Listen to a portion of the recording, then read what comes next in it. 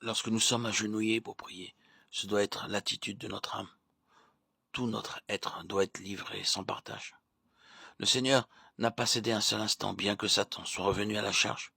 Sur le haut du temple, il cita le psaume 91, mais escamota une partie du verset 11, disant « Il donnera des ordres à ses anges à ton sujet afin qu'ils te gardent.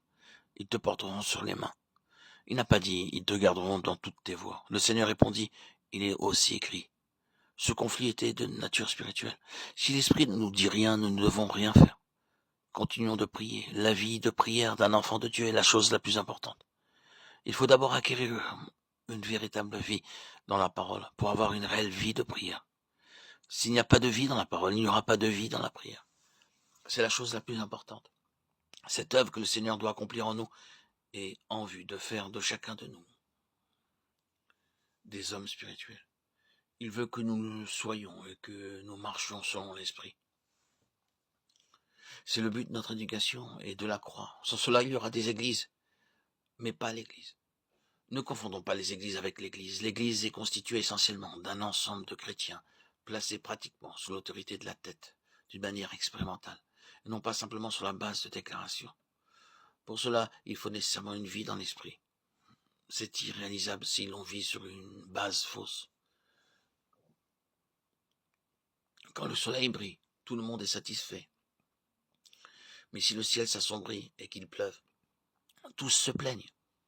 Quel que soit le temps, cela ne doit pas influencer notre âme. Nous sommes très sensibles à cela. Nous déprimons souvent. C'est signe que nous vivons en nous-mêmes et par nous-mêmes, c'est-à-dire par notre âme et non par l'esprit. Toutes ces constatations ne doivent pas nous décourager, mais au contraire nous aider à voir clairement si notre situation est opposée à la volonté de Dieu. Le Seigneur ne dépendait pas du temps, des circonstances ou des situations.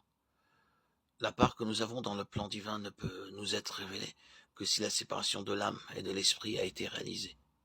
Hébreux 4.12. Car la révélation de Christ en nous demande tout d'abord cette division. Le Seigneur a déclaré en Jean 15, verset 15, « Je ne vous appelle plus serviteur, car le serviteur ne sait pas ce que fait son maître. » Nous avons sûrement travaillé pendant des années, sans pouvoir dire que les choses que nous faisions venaient du ciel. Et aujourd'hui, la majorité des croyants ne sait pas ce que fait Dieu, parce qu'ils ignorent leur part dans son plan. Ils travaillent pour Dieu, mais non pas avec Dieu. En lisant la vie de David, nous apprenons qu'il servit au dessein et à l'intention divine durant sa génération. On ne devait pas quitter cette terre sans pouvoir apporter ce témoignage disant au Seigneur, voilà la part que tu m'as échue. J'ai accompli tout ce que tu m'as dit.